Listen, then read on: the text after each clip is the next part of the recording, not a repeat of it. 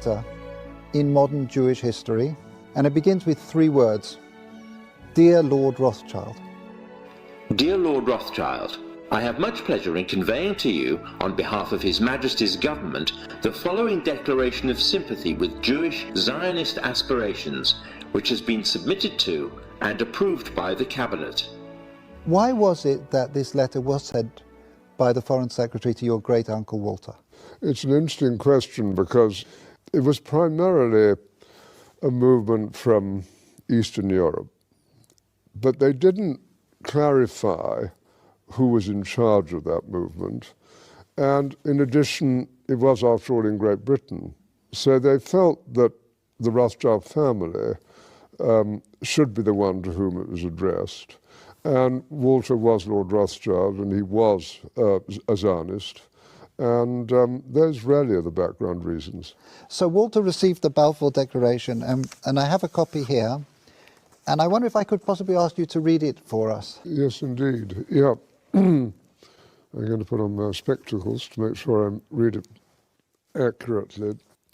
His Majesty's government view with favour the establishment of Palestine as a national home for the Jewish people, and will use their best endeavours to facilitate the achievement of this object, it being clearly understood that nothing shall be done which may prejudice the civil and religious rights of existing non-Jewish communities in Palestine, or the rights and political status enjoyed by Jews in any other country. I should be grateful if you would bring this declaration to the knowledge of the Zionist Federation. Yours, Arthur Balfour.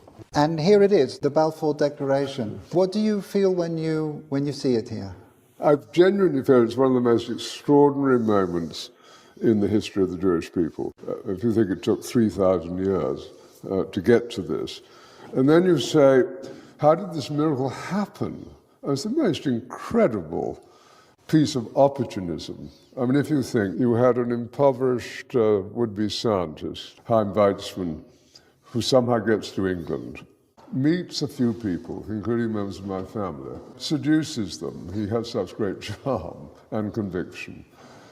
He gets to Balfour, and he unbelievably persuades Balfour and Lloyd George, the Prime Minister, and most of the ministers, that this idea of the national home for Jews should be allowed to take place. I mean, it's so unlikely.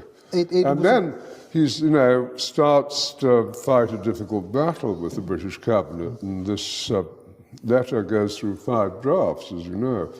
And in the end, it comes out as a rather compromising letter. I mean, the essential point is there for the Jewish community to fasten on to.